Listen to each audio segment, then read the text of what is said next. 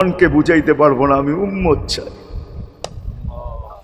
আল্লাহ সান্ত্বনা দিতেছেন, কাসসামতুল কিয়ামাতা কিসমাইন, কিয়ামতকে দুই ভাগে ভাগ করছি। আমি জানি আপনি একাই চিৎকার দিবেন কিয়ামতের মাঠে, উম্মতি উম্মতি বইলা, আর কেউ উম্মতকে স্মরণ করবে না। নবীরা তো মাকেও স্মরণ করবে না, বোনকেও স্মরণ করবে না, সবাই নাফসি নাফসি বলবে, আপনি উম্মতি বইলা চিৎকার দিবেন। বিদায় কিয়ামত আপনার আর আমার মাঝে ভাগ, আর কারো মাঝে না। সালতো তা সাফি তো সাফা, ওই দিন আপনি চাইতে থাকবেন, আমি দিতে থাকবো, আপনি সুপারিশ করবেন, আমি মঞ্জুর করতে থাকবো। লা ইউখজি কাফি উম্মতিক, আপনার উম্মতের ব্যাপারে আপনাকে আমি লজ্জিত করব না। কোরআন আসছে আল্লাহর রসুলের কাছে, অদ্দুহা ওয়াল লাইলি ইদা সাজা মা ওয়াদ্দাআকা রাব্বুকা ওয়া মা ক্বালা, এই সূরার ভিতরেই আছে সাউফা ইউতিকা রাব্বুকা ফাতারদা, আপনাকে আমি রাজি করে ছাড়বো। কোরআন যখন নাজিল হইতেন তো কি অবস্থা হইতো ওলামারা জানে। আল্লাহ রসুল ঘামতে থাকতেন, এতটুকু কষ্ট হইতো, কখনো কখনো বলতেন কাদার রু আইয়া খরুজ, মনে হয় আমার রুটা বাহির হয়ে চলে যাবে। ওই কষ্টের ভিতরে জিবরিল যখন সাউফা ইউতিকা রাব্বুকা ফাতারদা পড়তেছিল, ওইখানেই থামায়া দিছে, জিবরিল থামো। বলছে কেন, সূরা এখনো শেষ হয় নাই। বলছে থামো, আল্লাহ আমাকে রাজি করতে চাইতেছেন, আমি এই মুহূর্তে আল্লাহর কাছে কিছু চাইতে চাইতেছি।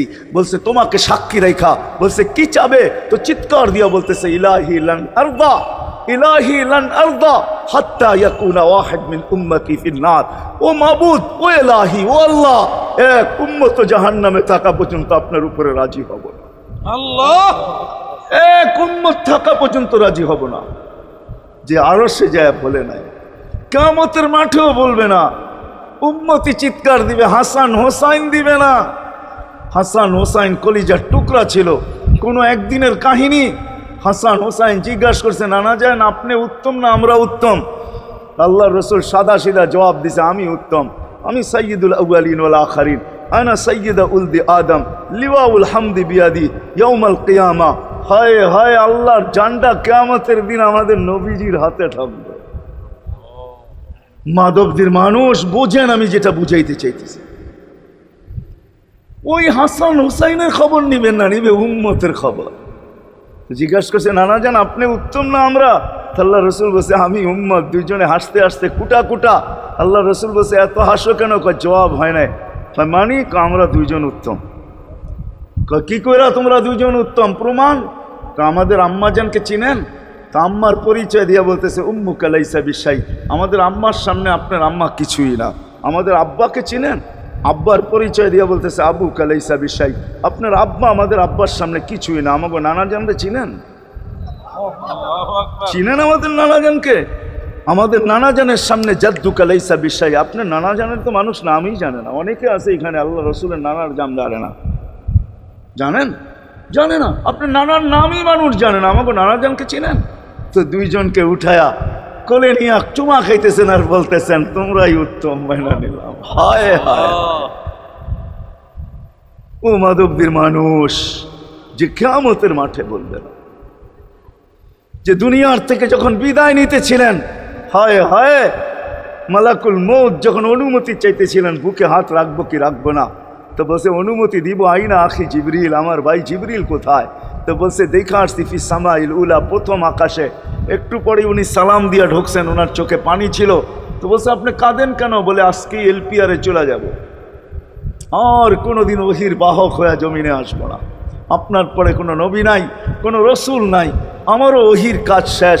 ওহির সুবাদে কখনো কখনো নৈকট্যময় জায়গায় চলে যেতাম, আজ থেকে আর যাওয়া হবে না। আমার চোখে পানি। দীর্ঘ ১.৫ লক্ষ নবী, ৩১৩ জন রসুলের কাছে আমি নিয়ে আসছি, আজকে শেষ দিন, এই জন্য চোখে পানি। তো উনি উল্টা প্রশ্ন করছেন, আপনার চোখে পানি কেন? জিবরিল মালাকুল মউত দাঁড়ায় আছে, অনুমতি চাইতেছে বুকে হাত দেওয়ার জন্য। এখনো এক প্রশ্ন বাকি। বলছে সেটা কি? বলে ফামান লিবাদিল উম্মতি, অথচ ৯ ঘরে চুলা জ্বালানোর মতো তেল ছিল না। খাওয়া তো দূরের কথা, বাতি জ্বালানোর তেল ছিল না। আম্মা জান আয়েশা রাদিয়াল্লাহু তাআলা আনহা বলেন, যদি তেল থাকতো তো খিদার তাড়না এতটুক ছিল, আগে তেল পান করে নিতাম। হাদিস উঠায় দেখেন, লেখা আছে ৯ ঘর ছিল, ৯ ঘর। হাসান হোসাইন ক্ষুধার্ত ছিল, আলী ফাতেমা ক্ষুধার্ত। কারো জন্য কোনো চিন্তা নাই যে আমার পরে আমার ৯ ফ্যামিলির কি হবে, হাসানের কি হবে, হোসাইনের কি হবে, আলীর কি হবে, ফাতেমার কি হবে। যেই সময় চাইতেছেন ওই সময় বলতেছে জিবরিল আমার পরে উম্মতকে কে দেখা রাখবে। লানত আমাদের জিন্দগির উপর, লানত আমাদের জিন্দগির উপরে। এমন জিন্দগির থেকে জমিন ফাইটা মরা যাওয়া উচিত। আমি তো মাঝে মাঝে বলি আমাদের জমিনটা উল্টায় যাওয়া উচিত, যে মৃত্যু সময় বলতেছে আমার উম্মতকে কে দেখা রাখবে।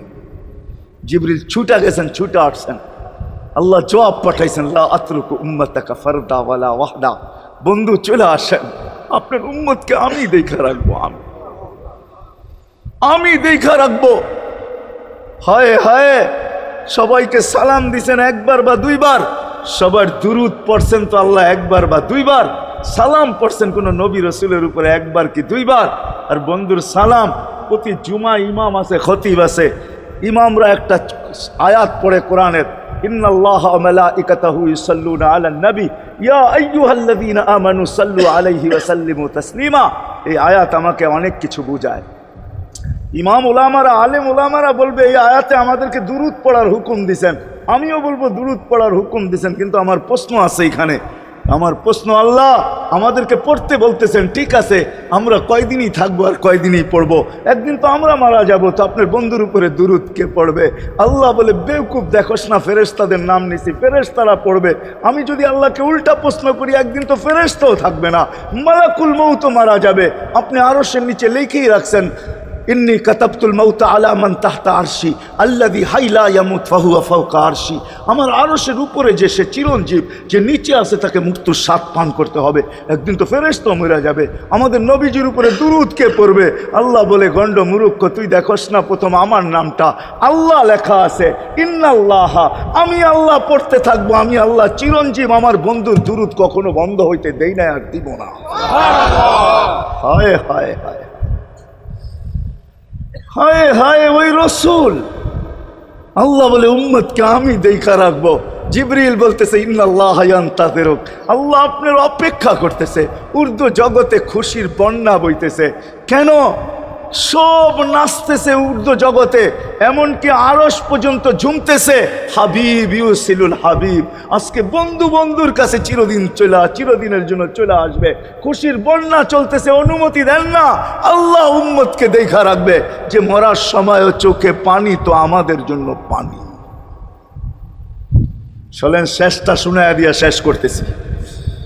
লম্বা হাদিস আমি শর্ট করতেছি, তাহকিক উলামা একরাম করে নিয়েন, আমি শুনাইয়া দিয়া যেতেছি আপনাদেরকে। নফকা দুটা হবে। প্রথমটাকে বলে কিয়ামতের জন্য, দুইবার সিংহায় ফু হবে, একবার ধ্বংসের জন্য, দ্বিতীয়টা হবে নফকাতুন নুশুর বলে এটাকে। দ্বিতীয়টা আমাদেরকে কবর থেকে উঠানের জন্য হবে। কিন্তু সব মারা যাবে, আল্লাহ চারজনকে পয়দা করবেন কুদরত দিয়া। জিবরিল, মিকাইল, ইসরাফিল, মালাকুল মউত, চারজনকে পয়দা করবেন। জিবরিল আলাইহিস সালাম কাঁদতে থাকবে, তিনজন জিজ্ঞাসা করবে কাঁদো কেন? এখনই ইসরাফিলকে সিংহায় ফু দেওয়ার হুকুম হবে নফকাতুন নুশুরের জন্য। আমাকে হুকুম হবে বন্ধুকে নিয়ে আসো মাকামে মাহমুদে, আমি মৃত্যুর পরেই ভুলে গেছি ওনার কবর কোথায়। তিনজন বলবে জমিনকে জিজ্ঞাসা করো, তো জমিনকে জিজ্ঞাসা করবে, জমিন বলবে কাদ দাক্কানি আল্লাহু দাক্কা ফানাসিতু। প্রথম সিংহায় ফুতে আল্লাহ এরকম ছানছেন, আমিও ভুলে গেছি রাখছি কোথায়। অনেক সময় হয় জিনিস যাবে খুঁজতেছে সারা ঘরে, ঠিক না? হয় না? হয় না? হ্যাঁ, জিনিস জ্যাবের ভিতরে, পকেটের ভিতরে, কিন্তু খুঁজতেছে সারা ঘরে খুঁজতেছে। পরে পকেটে হাত দিয়া যখন দেখে পাইছে, তো জিব্বায় কামড় দিয়ে আসতে বেরিয়ে যায়, কেননা গর্ত গরম করে ফেলছিল। এখন গড়ালারা পাইলে উল্টা এর উপরে গরম হবে, ঠিক না? রাখছো পকেটে, খোঁজো আমাদের কাছে, ঠিক না? আর কাম পাও না, ঠিক না? এখন এর উপরে চড়াই হবে। তো জমিন বলে আমিও ভুলে গেছি, ওই দিন আল্লাহ রসুলের কবর থেকে নূর বাহির হবে, নূর নূর নূর নূর, হাত্তা ইয়াসাদ আরশার রহমান, আল্লাহর আরশ পর্যন্ত পৌঁছবে। হুকুম হবে নিয়ে আসো। আসবে জিবরিল আলাইহিস সালাম, মারবে পর, চিনা মারবে পর, আর বলবে কুম ইয়া হাবিবার রহমান, আল্লাহর বন্ধু ওঠেন।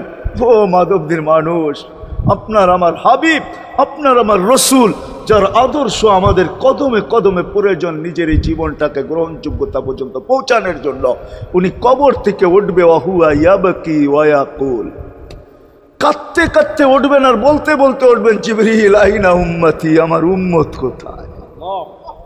হায় হায় হায়, আসেন আজকে এই সিরত কনফারেন্স থেকে আমি তো আপনাদেরকে বুঝাইতেছি, আমার মন চায় জিনদেরকেও বুঝাই, ওদেরকে পাইলে ওদেরকে পায়ে ধরা বুঝাইতাম।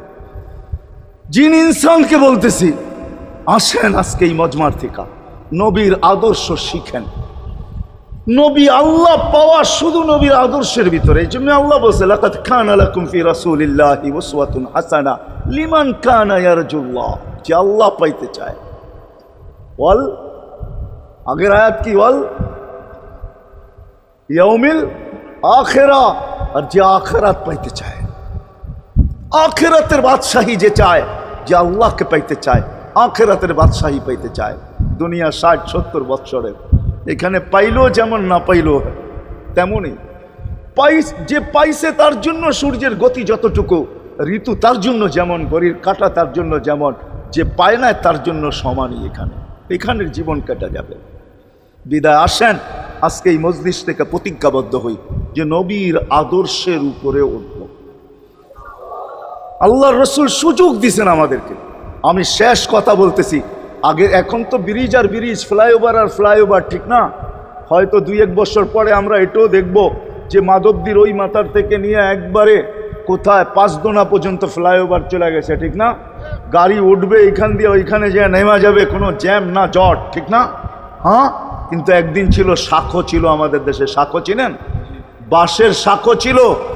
আল্লাহর রসুল বুঝাইতে চাইতেছে, একটা সময় আসবে আমার উম্মত, বাঁশের শাখো, কেউ যদি বাঁশের শাখো থেকে স্লিপ খায় বা গাছে উঠা যদি গাছের থেকে পড়ে যেতে চায়, তো ডাল ধরা যেরকম লটকায়া থাকে, শাখর থেকে পড়তে যায় শাখর উপরের বাঁশ ধরা যেরকম লটকায়া থাকে। আল্লাহর রসুল আমাদেরকে সুযোগ দিছেন, একটা সময় আসবে উম্মত আমার, একটা সুন্নত ধরেও যদি মউত পর্যন্ত লটকায়া থাকতে পারো, তাইলে তোমাকে 100 শহীদের সওয়াব দেওয়া হবে। মান তামাসসাকা বিসুন্নতি, মান তামাসসাকা বিসুন্নতি ইনদা ফাসাদি উম্মতি। এই জন্য আসেন, আজকে বড় অবহেলিত, বড় দীক্ষিত, বড় লাঞ্ছিত, বড় ঘৃণিত আমাদের রসুলের আদর্শ আমাদের জীবনে, বড় ঘৃণিত, বড় দীক্ষিত, বড় লাঞ্ছিত, বড় অবহেলিত। সর্বক্ষেত্রে দেখেন, বিয়া দেখেন আর শাদী দেখেন, হয় হয় পোশাক দেখেন আর আশাক দেখেন, সর্বক্ষেত্রে নবীর আদর্শকে আমরা পিছে ছেড়া দিছি। আর যার কারণে আজকে মুসলমান দুনিয়াতে লাঞ্ছিত, যার কারণে আমরা ঘরে লাঞ্ছিত, ঘরের ভিতরে কোনো মিল নাই, মহব্বত নাই। বহুত ঘর পাওয়া যাবে, স্বামী এক খাটে, স্ত্রী আর এক খাটে, বহুত ঘর পাওয়া যাবে। হায় হায়, ওই সমাজ লানতি সমাজ, যেই জমাতের সন্তানরা মা বাবাকে চোখ বড় করে দেখে, চোখ বড় করে সামলে, ওটা লানতি সমাজ। অথচ আল্লাহর রসুল শিখাইছে মা বাবার সাথে আদর্শ কি ব্যবহার করবে, মার সাথে, বাবার সাথে, বড় ভাইয়ের সাথে, কার সাথে কি ব্যবহার করবে শিখাইছে। ওই সমাজটাই সুখের ছিল। আসেন ফিরা যাই, আল্লাহর রসুলের আদর্শ শিখি। শিখবেন তো পাক্কা ওয়াদা? বিলকুল। কিন্তু একটা প্রশ্ন হলো, আল্লাহর রসুলের আদর্শ শিখবো তো শিখবো কোত্থেকা, পাবো তো পাবো কোথায়, ঠিক না? প্রশ্ন হয় না, হয় না? উনি তো দুনিয়াতে নাই, কোত্থেকে ওনাকে পাবো, কোত্থেকে শিখবো? আজকে আপনার আমার চতুর্দিকে ওই লোকগুলা বসা আছে, যারা আল্লাহর পক্ষ থেকে নির্বাচিত। আও রাসনাল কিতাব আল্লাযীনা ইসতাফাইনা মিন ইবাদিনা। আমি কোরআন দিতেছি, হক্কানি আলেম আর আল্লাহ ওয়ালারা আল্লাহর পক্ষ থেকে নির্বাচিত, যারা নবীর আদর্শকে নিজের পাশে সুরক্ষিত রাখছে, নিজের কাছে একটাকেও হারাইতে দেয় নাই, এমনকি ক্ষুদ্র থেকে ক্ষুদ্রকেও হারাইতে দেয় নাই, এমনকি নবীর একটা জানোয়ারের নাম পর্যন্ত হারাইতে দেয় নাই। হক্কানি আলেমরা, আল্লাহ ওয়ালারা সুরক্ষিত রাখছেন আল্লাহর রসুলের আদর্শ। এই জন্য আমি বলবো, নবীকে তো পাওয়া যাবে না, উনি তো দুনিয়ার থেকে চলে গেছেন, এটাই সত্য, কিন্তু উত্তর সুরি রেখা গেছেন। আল্লাহর পক্ষ থেকে নির্বাচিত লোক আছে, রসুলের পক্ষ থেকে নির্বাচিত লোক আছে, যাদের কাছে নবীর আদর্শ আছে। আপনি বেশি শিখতে পারেন না, আমার কোনো আপত্তি নাই, কেননা ছাড় যখন আল্লাহর রসুলই দিছে, আল্লাহর রসুলই যখন আমাদেরকে ছাড় দিছেন, তো আমি ছাড় দিব না কেন? আল্লাহর রসুলই বলছে, এক জমানা আসবে, লাউ আমিলতুম উশরা মা উনসিলা বিহি লানাজা, তোমরা যদি 10 ভাগের উপরে আমল করতে পারো, তাহলে নাম্বার 100 পাইয়া তোমরা পাশ করবে। আল্লাহ 33 দিবে না, আল্লাহ 10 10-এর বদলায় তোমাদেরকে 100 দিয়ে 100-তে পাশ করাবে। আর সর্বশেষ তো এটাও বলছেন যে আমার একটা সুন্নতকে ধরে রাখো, এক শহীদের সওয়াবই জান্নাত যাওয়ার জন্য যথেষ্ট। জান্নাত যাওয়ার জন্য তো একজন দেওয়া হবে, 99 শহীদের সওয়াব তোমাকে পুরস্কার হিসাবে দেওয়া হবে, কেননা তুমি একটা সুন্নতকে ধরিয়ে লটকায়া ছিল। ওলামাদের কাছ থেকে শিখি, ঘরের বাচ্চাদেরকে শিখাই, যুবকদের পায়ে ধরে বলবো শিখো, নবীর আদর্শ ছড়াও।